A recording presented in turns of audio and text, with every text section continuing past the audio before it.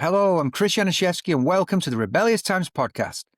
Today we've got Geoff Curtis joining us, founder of ZivTrack. Now, Geoff has got a really interesting and unique story. Geoff, how are you doing? I'm wonderful. Thanks for having me. Thanks very much for coming on today. So it's an interesting week. I've started on a little facial hair for the holiday season. My wife likes that. And so hopefully viewers don't think I look too peculiar at this moment in time.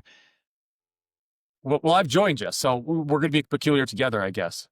Okay, right. So it's a trend. It's a theme. Yes. It's holiday season. Right.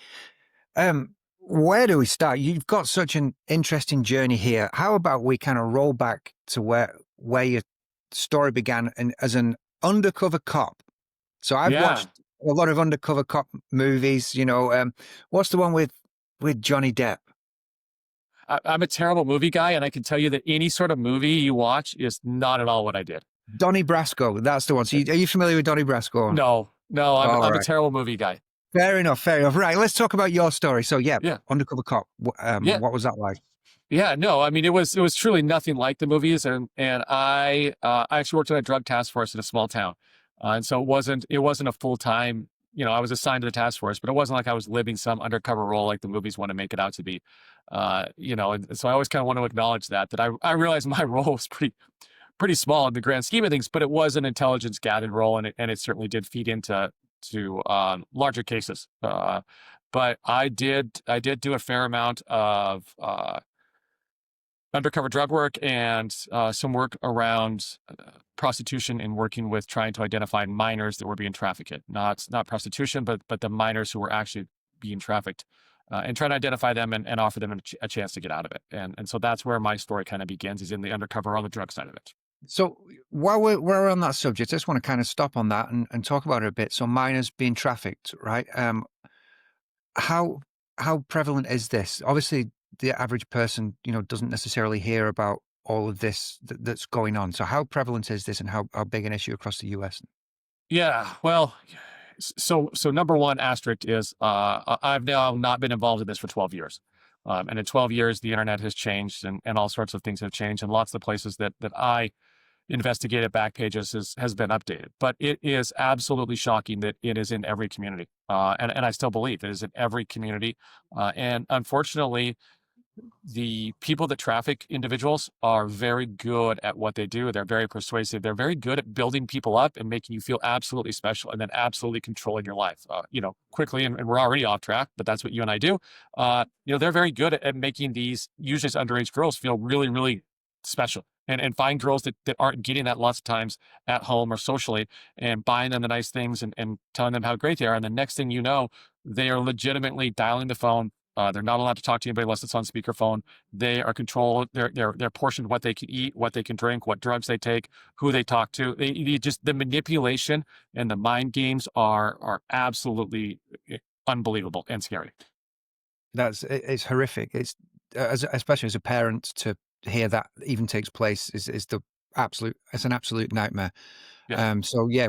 Credit to you for working on that, and hopefully there's a lot still being done to try and break up these operations, identify people, and give them whatever punishment the law can afford them. Yeah, and it's amazing how hard it is to get the victims out, because they truly believe that the people that are trafficking them are the only people that care about it. It's the manipulation is that solid. Right. Well, thanks for sharing that. Yeah. So how did you kind of role unfold there? So I was working a violent crime group that had come to town that was committing crimes around town, and one of the ways to do that was to infiltrate them via controlled buys, purchases, undercover purchases. And we knew some of the people that were involved in that group, or at least we believed we did. And I contacted one of the females, and I started buying drugs from one of the females in an opportunity just to get to understand who she was being supplied with and who she was running around with, because we believed that the males that had come to town, she was involved with them. And so it started out with me buying with her. And then on one of the subsequent buys, the story starts, and I can just kind of jump into it, I guess, if that's where you want me to go. But the female didn't show up at the purchase. The males, actually 2 males, showed up at the purchase. And in the undercover world, we don't like to deal with people we don't know. At the same point, I was in a position where that was the goal, was to get to know these guys and to figure out who was committing these truly violent crimes, pistol whipping, daytime carjackings, in our community. And so I sent one of the males away because I wasn't going to allow two people to get into my car. I allowed one of the males to get into my car. And I was hoping at that time that we'd be able to identify, what car they'd come in and those types of things.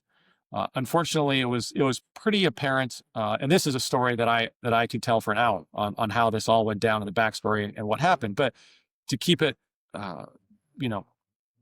fitting inside this and on the Rebellious Founders podcast, what really happened is it was a drug run.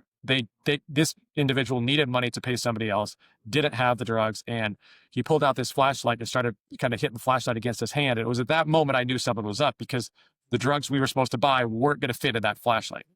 And I kind of looked for my cover team. As I looked for my cover team, this big utility van pulls in right between me and them. And I'm just like, oh, great. Just completely lost line of sight from my cover team. And when I turned and I looked back at the individual, he had a gun across his chest and was holding it. I don't know if you can see it, but he was holding it right across his chest. You can see. And we were trained to eliminate the threat, to take the gun on, but I couldn't get to it. So it was pointing right at me. And I can remember thinking, heart, lung, heart, I'm toast. Fast forward, he asked for the money, and I tried to give him the money in a way that would get him to take the gun off of me, and he didn't fall for it. And he said to me, I think you should get out and run. And I thought, that's the greatest idea you've had all day. It turns out the other male had zip ties, and they were going to try to kidnap me and tie me up was their intent. But at this point, I decided to get out of the car and run. And I got to tell you, there's a lot of officers in this world that aren't great people and that are doing things wrong, but stress is a crazy thing. And I would just ask anybody, if you are dealing with law enforcement, please just comply. The stress factor is so real. And in that moment, that gun barrel looked huge. And as I got out of the car and I turned around and I looked back into the car, he had leaned over the car and had brought the gun at me. And in my mind, I thought we were in a gun battle. I thought we were shooting. Months later, I think they determined that he hadn't actually fired at me yet. But at that point, I clearly said, I'm going to fire one round and I'm going to get out of here. I had a little stub-nose revolver in my coat.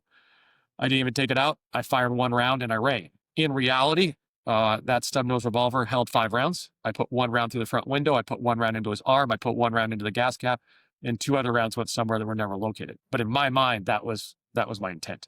The next thing I remember is laying on the ground, not being able to feel anything from my waist down, and being loaded into our transport van. Wow. Oh, that is the stuff of nightmares. So how many shots did you take and where did you get hit? So I took 5, and I'm willing to bet I probably didn't stop at the magic 5. I probably just kept pulling that trigger. I have zero recollection of it. The suspect. What about how many did you did he shoot you? Okay, he shot me twice, or he shot twice. 1 round hit the frame right behind the driver's side door of the car. The other round went through the driver's side seat and then kind of tumbled as it went out the door, and it went through the back of my leg, kind of in my hamstring area. And at the hospital, they said, "Oh, you're good. It didn't hit any blood vessels and it didn't hit any bones." And they patched me up and they sent me home the next day. What they didn't tell me, and maybe they didn't know, is that it went through my sciatic nerve. And so that was the day before Thanksgiving. So it was on a Wednesday. On Sunday, my sciatic nerve woke up, and it was the end of life as I knew it. The pain is, I can't describe it. Wow. Oh my word. That is horrific. So what happened next? Kind of what happened to the man who shot you? And yeah, kind of what's happened since then? How's your recovery? Yeah, I mean, it's been 11 years. It'll be 11 years here shortly. And he was apprehended right away. Our SWAT team came in and took him down right away. The best thing he did is he dove behind this big, large dumpster and put his hands out and surrendered. So he, that was a good choice, I guess. He sued me. He flooded. Yeah. Oh, yeah. I got sued a lot. Another sidebar is when you put people in federal prison, one of the things they love to do is to sue you without an attorney, because they get to go to the law library and they get to have all this free time outside of their cells. And so I was sued a lot. Wow. I'm glad to say none ever had any validity and no judge ever accepted any of them, but you still had to go through the process. And frankly, it's still, if I can vent personally, it still cost my city a ton of money to defend me, even though it was what it was. I digress. Anyways, but this is important as we move on to realize how big of a PG jerk he was at that point in time, not taking accountability for anything. I was in massive pain. I tried to cut my leg off.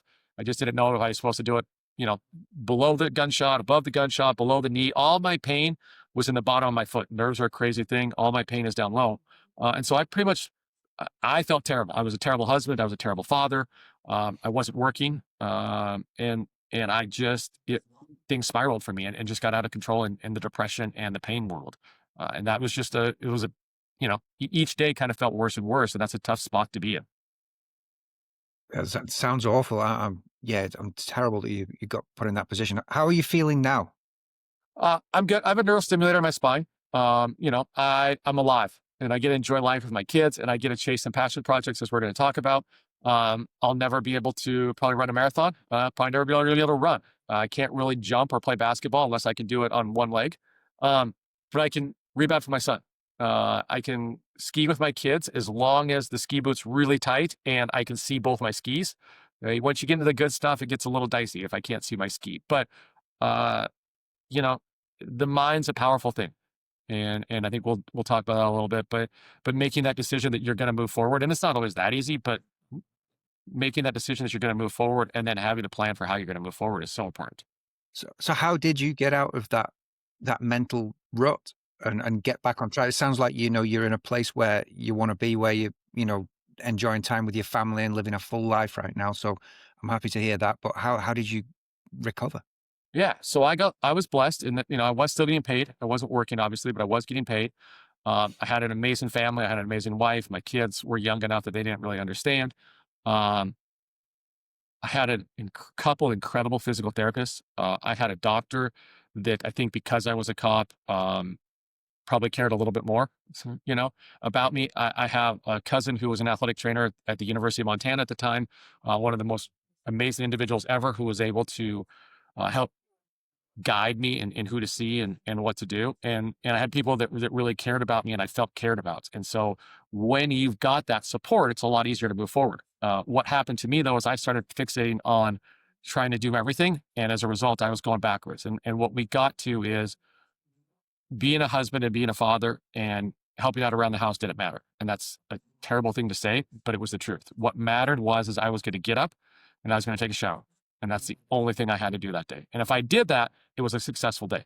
And my family bought into it. And then we were able to build off of that. I was going to get up, I was going to take a shower, and 3 days a week, I was going to go to therapy. And the other, whatever that is, 4 days a week, I didn't have to do anything other than take a shower. That's all I had to do. And we slowly built off of that and reframed what I saw as a successful day and as being a successful person and as doing what I should be doing. Wow.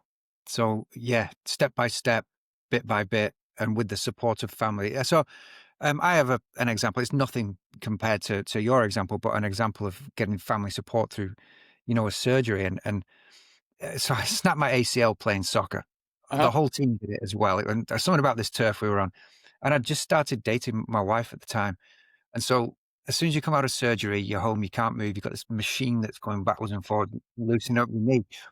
And I was useless. I couldn't do anything. I couldn't take the pain. I was complaining about everything. And it's one of those things early in our relationship where, she cared for me so much. She really wanted me to be better. She was there for me. And having someone like demonstrate that side of the personality, kind of helped things flourish from there. So it's a nice little point in our relationship when we look back and think we did something and went through it together. But the support of family and friends for things like this are critical. So what about this dude who sounds like a bit of a bad fella to me, and not the sort of guy you want to meet in a dark alley or really get involved with at all? No, he was a terrible guy. He was conceived on meth, and note I'm using past tense terms here. He was a terrible guy. He was conceived on meth. He was born on meth. He was raised on meth. And at the age of 7, he was in charge of his family, and he was in charge of feeding his family. And he had some younger siblings. And so he resorted to doing what he knew, which was stealing and selling. And that was his life.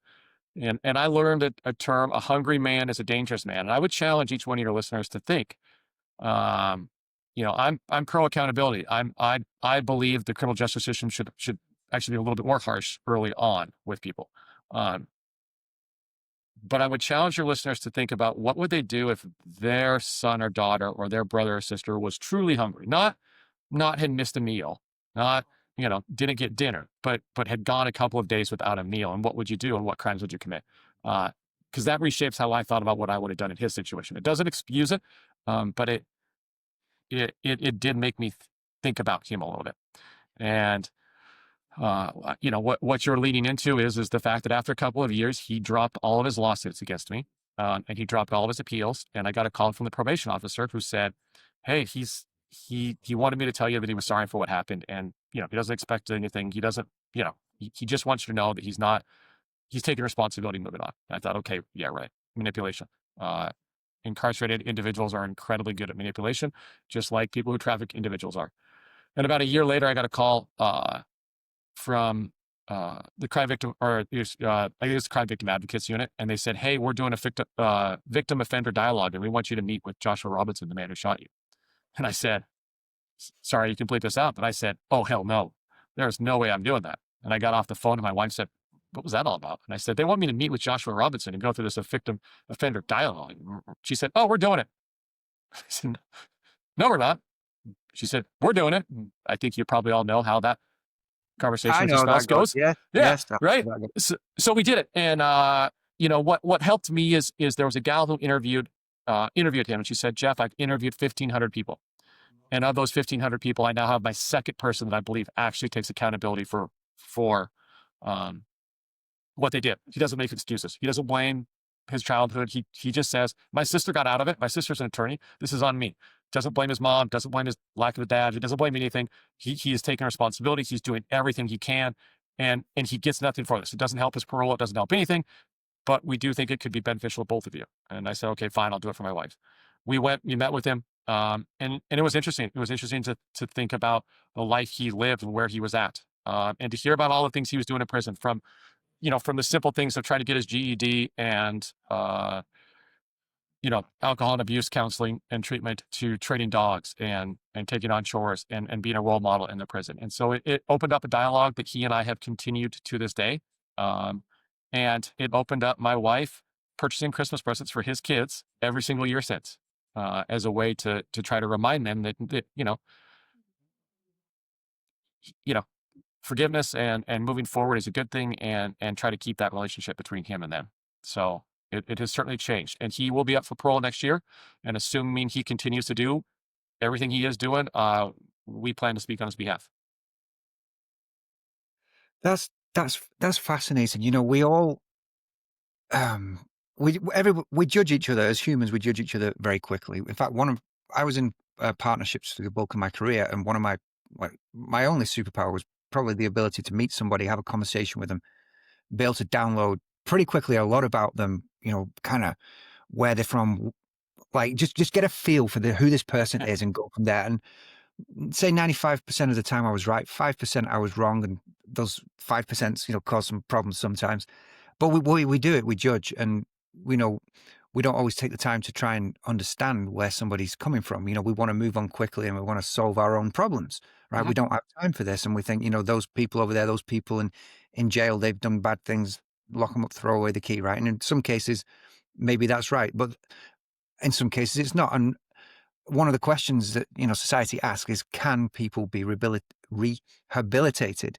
And Mhm. so it gives hope for you to have this experience that indicates potentially someone can be rehabilitated. And again, the proof will always come once they get out of jail, and what happens over the next few years. Are they able to kind of find a path?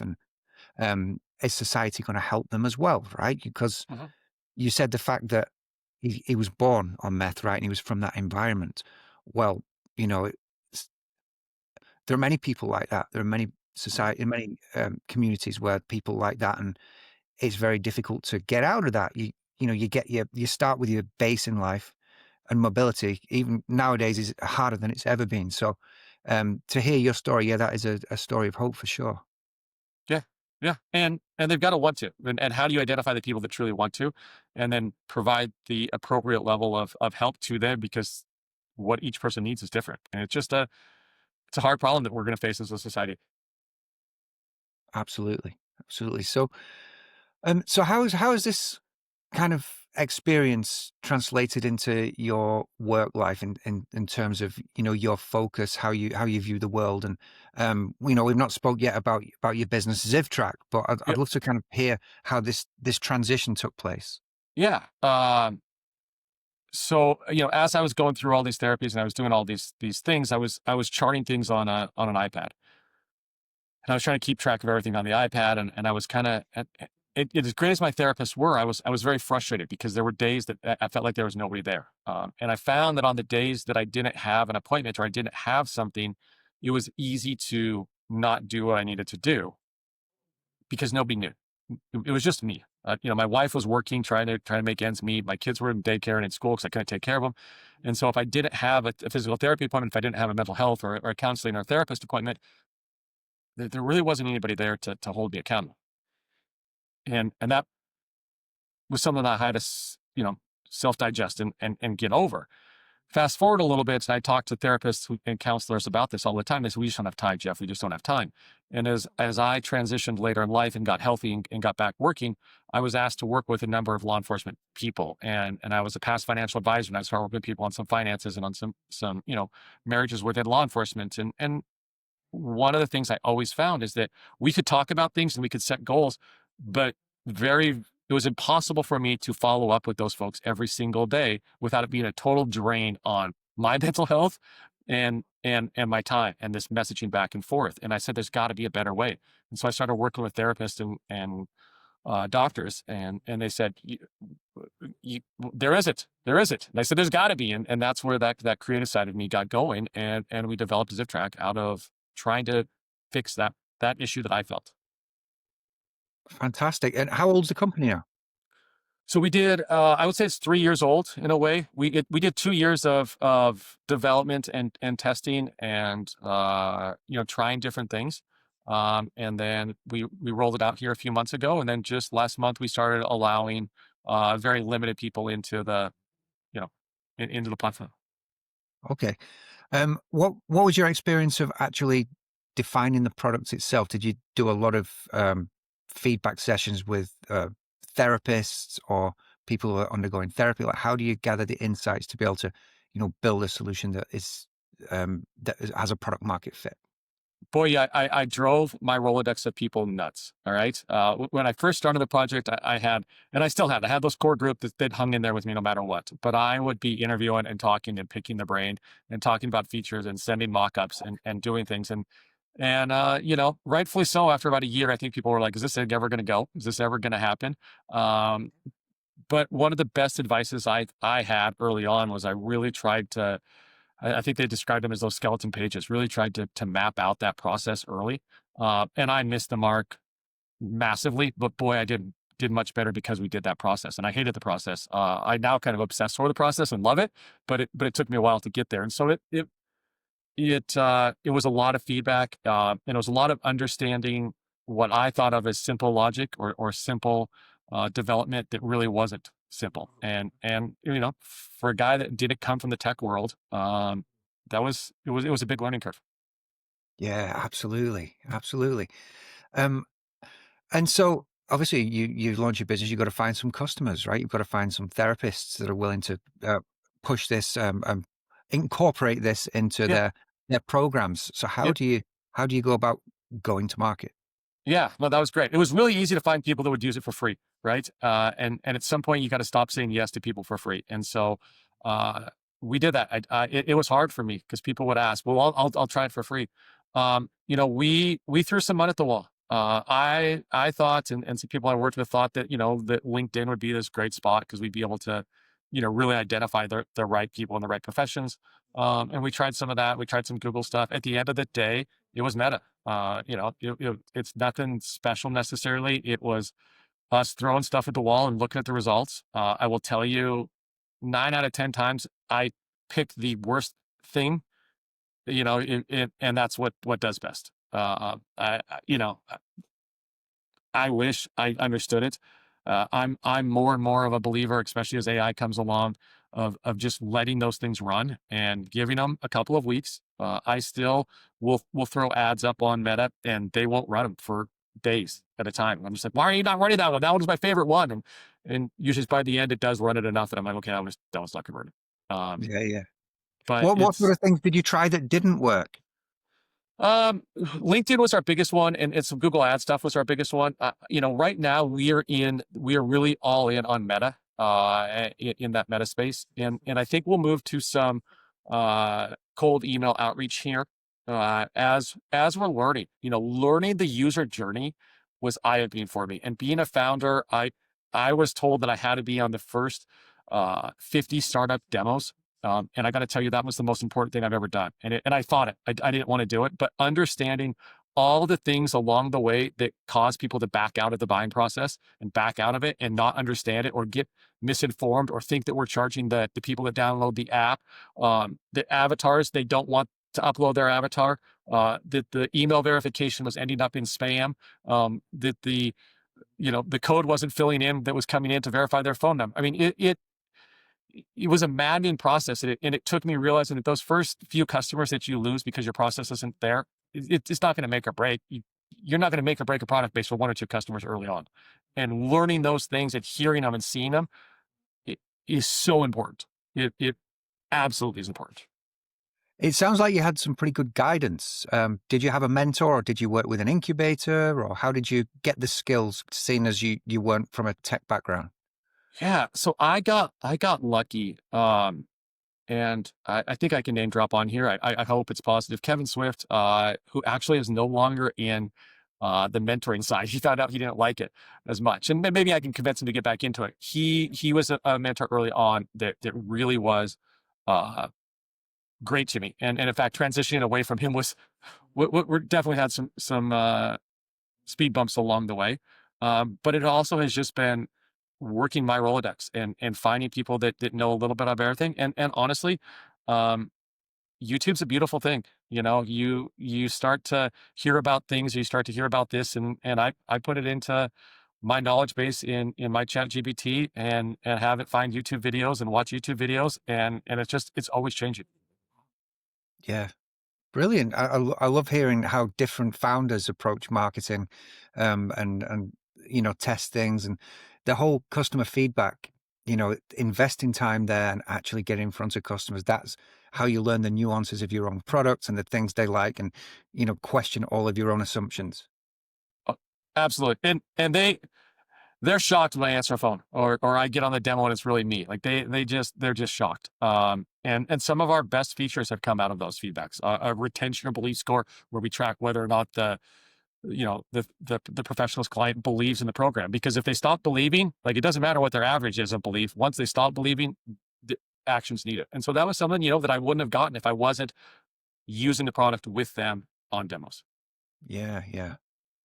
Fantastic. And, in terms of building a business and building a culture, I know you're still fairly early days on the timeline of a business itself, but how is your experience, your significant experience of, getting shot and going through this whole process of building empathy for the person that shot you? Does that come into the culture and the way you treat people? Do you think you change the way you treat people over time? I think it's really taught me more to try to look at other people and other people's situations and understand. I am known, I think, if you got to know people, as being one of the more obviously forgiving and easygoing type people, but also I have a switch that flips, and I expect people to do what they say they're going to do. And if a kid gets sick, I can handle that, but you got to at least tell me. Right? You got to tell me. And so it really has that accountability. Obviously, I'm passionate about it, but realizing that there's two sides of it. The police officer in me definitely has become a little bit less jaded and softer. But there's good sides of that too. And I tell the man who shot me, he's never really asked for forgiveness, but I flat said to him, my view of him will be decided the day he dies. And I hope that's a long time for now. But if he doesn't reoffend between now and the day he dies, then that's what I'm after. And I hope he can do it. Yeah, let's hope he can do it. Let's hope he can, stay on the right path and, soften up. I think, trauma and people's histories can harden the heart, and that can cause them to behave in a way that doesn't have empathy. And we're in weird times now. I think I say this on every podcast, but there are a lot of things in every direction that seem to be causes for concern, and you can get stressed, and division between different groups of people. This person's wrong, this person's wrong, this person's wrong. It's hard to keep your heart soft and open, and not get kind of jaded by everything you've seen in the world. So it's a really interesting point you make there. Yeah, no, absolutely. Couldn't agree more. Well, Geoff, this has been wonderful. Thank you so much for coming on the Rebellious Times podcast. If somebody wants to reach out and learn more about ZivTrack, where do they go? Yeah, I mean, I would still say us, we're kind of undercover still, but it is www.ZivTrack, Z-I-V as in Victor, track.com. And you certainly can reach out to me, and it's a passion project of mine. And anybody who's interested, we'd be glad to work with. Brilliant. Well, thanks so much for coming on the show. I really appreciate you sharing this incredible story with us, and I wish you and your family all the best for the future, and your attacker as well. Thank you very much. You too. It was wonderful, and hopefully I can provide just one piece of motivation for somebody out there. It'd be amazing. Appreciate it. Thanks so much. Yeah.